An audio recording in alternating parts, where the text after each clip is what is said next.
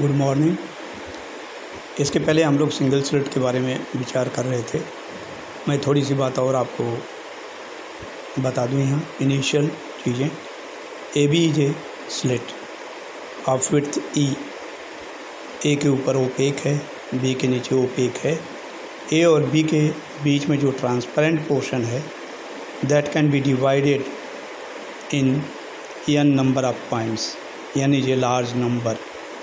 Each points are to be equally spaced, ऐसा ध्यान रखते हुए कि हर पॉइंट्स के बीच की दूरी कांस्टेंट रखते हुए ए और बी के बीच की जो ट्रांसपेरेंट पोर्शन है उसको हमने n पॉइंट से में बांट लिया। अब यहाँ पर एक प्लेन वेव फ्रंट पड़ रहा है, प्रत्येक बिंदु एक सोर्स की तरह व्यवहार करेगा, तो प्रत्येक बिंदु से एक सेकेंडरी वेव या वेवलेट्स जनरेट होगी, सबके एम्पलीट्यूड इक्वल होंगे और दो बिंदुओं के बीच की सक्सेसिव दूरी कांस्टेंट है, इसलिए दोनों के बीच में एक कांस्टेंट फेज डिफरेंस आएगा। डिफ्रैक्शन पैटर्न प्राप्त करने के लिए एक अनडेविएटेड किरण जाती है, ए से भी एक अनडेविएटेड किरण जाती है और ये अपना इमेज स्क्रीन के ऊपर at the point c with the help of the lens L dash converging lens की सहायता से बनाएंगे। ए से एक डिफ्रैक्टेड इमेज जाती है, रे जाती है at an angle of theta. B lower end of the slit से भी at the same angle theta एक डिफ्रैक्टेड रे जाती है और ये दोनों फिर लेंस की ही सहायता से स्क्रीन के ऊपर पी बिंदु पर अपना इमेज बनाती है। यदि थीटा का वैल्यू 0 कर दिया जाए तो P will be coinciding with the point C, और जैसे जैसे थीटा की वैल्यू बढ़ती जाएगी either on the up side और on the lower side, so on both the sides of C, ऊपर की तरफ भी और नीचे की तरफ पी बिंदु पर इमेज बनती हुई चली जाएगी। ये ऑलरेडी हम लोग इतना डिस्कस कर चुके हैं। ये दोनों किरण जो जा रही हैं, डिफ्रैक्शन पैटर्न जो बनेगा वो डिफ्रैक्शन पैटर्न इस पर डिपेंड करेगा कि ये जो दोनों डिफ्रैक्टेड रेज हैं इनके बीच में कितना पाथ डिफरेंस आ रहा है। ए और बी से निकलने वाली ये डिफ्रैक्टेड रेज एक दूसरे के पैरेलल हैं। ए से एक परपेंडिकुलर यदि लोअर वाले रे पर डाल दिया जाए तो there will be a B N path difference in between the upper diffracted ray and the lower diffracted ray. B N की वैल्यू जो पाथ डिफरेंस क्रिएट होगी that will be equal to A B sine theta. A B की value E के बराबर है तो path difference will be equal to B N is equal to is the path difference it is equal to E sine theta. तो ये already हम इतना discuss कर चुके हैं, इसके आगे हम फिर प्रोसीड करते हैं। यही सारी बातें यहाँ पर लिखी हुई हैं और इन दोनों डिफ्रैक्टेड रेज के बीच के पाथ डिफरेंस बी एन के बराबर आएगा, जिसकी value A B sine theta के बराबर आएगी। A B is the width of the single slit, it is equal to E, so this will be equal to E sine theta. इस path difference से के करेस्पॉन्डिंग कितना phase difference आएगा वो इस रिलेशन से निकाल सकते हो। Phase difference it is equal to 2 pi lambda into path difference. The value for the path difference is known to us. Substitute कर दें तो 2 pi lambda e sine theta is the total phase difference which will be created in the two diffracted rays at an angle of theta. एक A से चल रही है और एक बी से चल रही है। ए और बी के बीच में टोटल फेज डिफरेंस इतने के बराबर आएगी। अब आपने N vibrations of equal amplitude के सुपर इम्पोजिशन को कंसीडर किया है, जिसमें प्रत्येक वेव एक दूसरे से डेल्टा के कोण का फेज डिफरेंस रखता है। दो बिंदुओं के बीच के फेज डिफरेंस डेल्टा है। यह पूरे स्लिट ए और बी की पूरी चौड़ाई के करेस्पॉन्डिंग ये फेज डिफरेंस की वैल्यू है। तो इसलिए दो सक्सेसिव पॉइंट्स के बीच की कितना फेज डिफरेंस आएगा इसको निकालने के लिए, जिसकी वैल्यू हम डेल्टा कहेंगे। तो टोटल फेज डिफरेंस जो आया है, टोटल फेज डिफरेंस में n-1 का भाग दे देंगे। एक प्रश्न है कि n-1 का क्यों डिवीज़न दे रहे हैं, क्यों नहीं n का दे रहे हैं। किताबों में आपको n मिलेगा, लेकिन effectively it is total phase difference divided by n-1 क्यों है। दो दूसरे पॉइंट और पहले पॉइंट के बीच में फेज डिफरेंस डेल्टा है। तीसरे और दूसरे के बीच में फेज डिफरेंस डेल्टा है, और पहले और तीसरे पॉइंट के बीच का phase difference delta plus delta 2 delta है। पहले पॉइंट का कोई फेज डिफरेंस नहीं, वो रेफरेंस पॉइंट है, वहीं से कंसीडर करते हैं। उसके बाद यदि 10वां बिंदु लीजिए तो फिर फेज डिफरेंस 9 डेल्टा के बराबर आएगा। So n points are being considered, तो n से कम फेज डिफरेंस की वैल्यू होगी, it will be equal to n-1 delta. तो n-1 डेल्टा होने के कारण डेल्टा की value the total phase difference divided by n-1 करेंगे। हाँ, किताब के बराबर भी आ जाएगा, since the value for n is very very large in comparison to 1 and thereby 1 can be dropped in comparison to n, and thereby since n is very very large than 1, the phase difference will come out to be equal to phase difference divided by n। और इसी को आप क्या कहते हैं, delta. Already superposition जो आप consider कर रहे थे, उस सुपरपोजिशन के लिए इसको डेल्टा आपने कह रखा है। तो फेज डिफरेंस की वैल्यू रख दें, divided by n, 1/n, and total phase difference is 2π/λ e sine theta, जो आप निकाल चुके हो। ये है total phase difference is 2π/λ e sine theta, this expression. तो ये यहाँ आपने सब्स्टिट्यूट कर दिया, 1/n 2π/λ ई साइन थीटा। इसको रीअरेंज करने तो n delta divided by 2, n delta by 2, this will be equal to n इधर मल्टीप्लाई कर दिया डिवाइडेड बाई 2, तो pi e sine theta by lambda, and n delta by 2 को ही हम alpha कहते हैं। तो P बिंदु पर जो इमेज बनेगी, अभी जो हमने डिस्कस किया सिंगल स्लिट के एक्सपेरिमेंट में स्क्रीन के ऊपर, उसकी एम्पलीट्यूड R जो आएगा that will be equal to A sine alpha by alpha. A is the resultant amplitude, it is equal to NA, A is equal to NA, और alpha की value आ गई, it is n delta by 2 already has been discussed, and n delta by 2 is pi sine theta by lambda. तो हमको single slit के case में alpha की value मालूम है, रिजल्टेंट एम्पलीट्यूड मालूम है A, तो P बिंदु के ऊपर जो एम्पलीट्यूड आएगा, जो इमेज बनेगी, उस इमेज की amplitude will be given by this expression R is equal to A sine alpha by alpha, where alpha is equal to pi sine theta by lambda के बराबर आएगी। R एम्पलीट्यूड पता है at the point P on the screen. Amplitude का square जो होता है वो इंटेंसिटी देता है।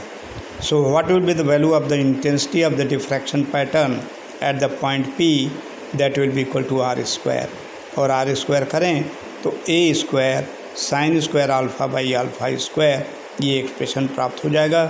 ये इंटेंसिटी का एक्सप्रेशन आएगा एट द पॉइंट P, जो डिफ्रैक्शन पैटर्न P बिंदु पर बनेगा, उस P बिंदु पर इंटेंसिटी कितनी आएगी, वह that will be given by I is equal to A square sine square alpha by alpha square. इसके द्वारा इसको जाना जा सकता है। अब इंटेंसिटी I की वैल्यू ऑब्वियसली डिफरेंट होगी। Alpha is a variable parameter, alpha depend करता है साइन थीटा के ऊपर। Alpha is equal to pi sine theta by lambda, theta is equal to 0 कर दो, sine 0 0, so alpha will become equal to 0। तो उसके corresponding एक दूसरी इंटेंसिटी आएगी। थीटा की वैल्यू जैसे जैसे बदलेगी अल्फ़ा बदलेगी, so for different positions of P on the screen the intensity will be different. कहीं पर मैक्सिमा आएगा, कहीं मिनिमा आएगा, कहीं और भी कुछ हो सकता है, इन दोनों के बीच आ सकता है।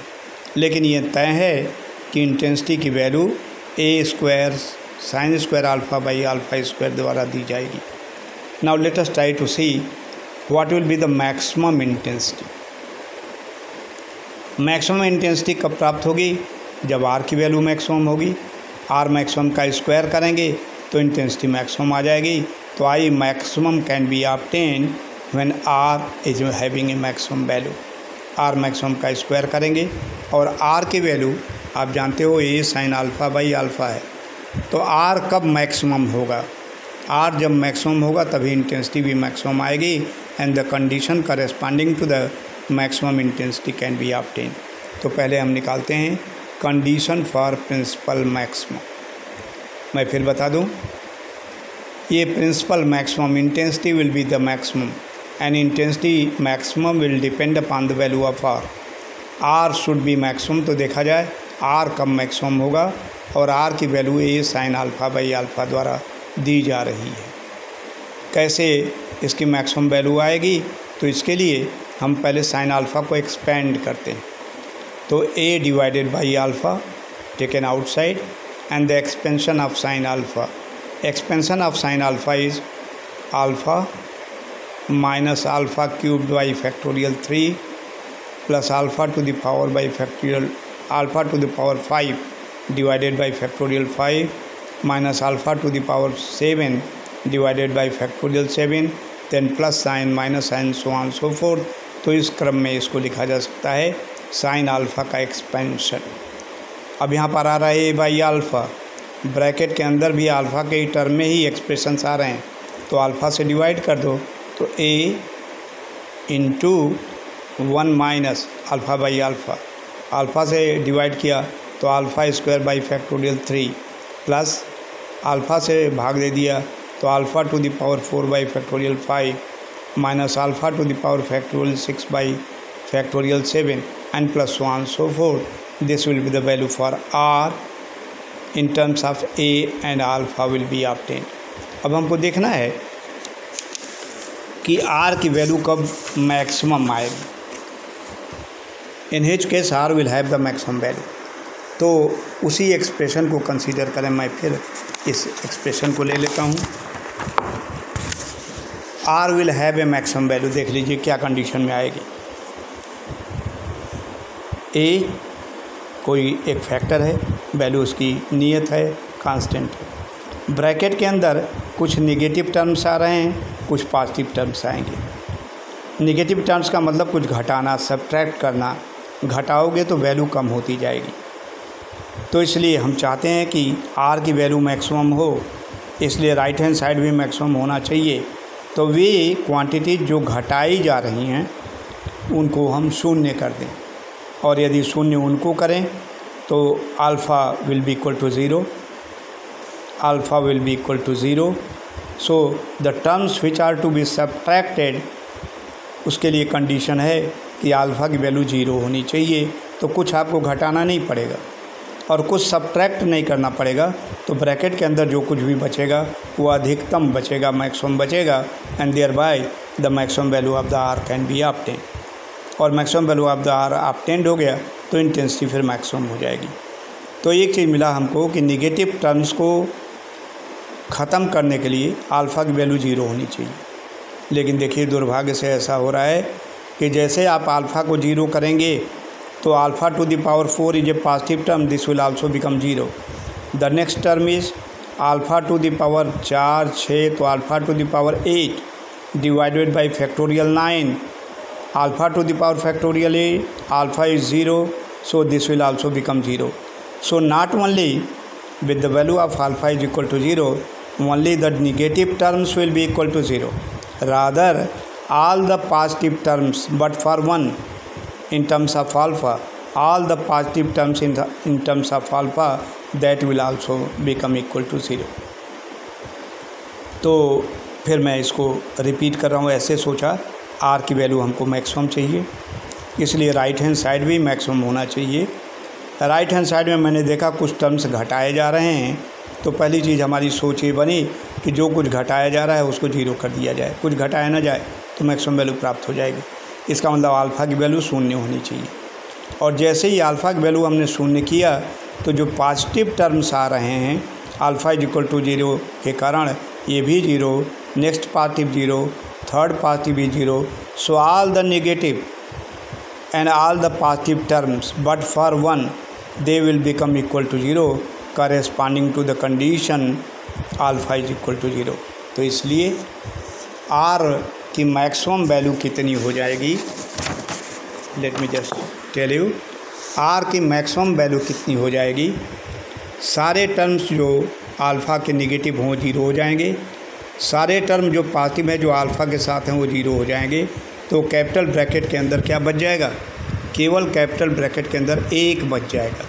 नेगेटिव टर्म्स भी ज़ीरो हो गए, पॉजिटिव टर्म्स भी ज़ीरो हो गए, तो कैपिटल ब्रैकेट में केवल एक बच गया, 1 multiplied by A, so the maximum value of R maximum it is equal to A. तो फिर ये एक्सप्रेशन प्राप्त हो जाएगी, R maximum is equal to A. किस कंडीशन में? When alpha is equal to 0। So this is the condition for getting the maximum value of R, that when r is alpha is equal to 0, r will have the maximum value.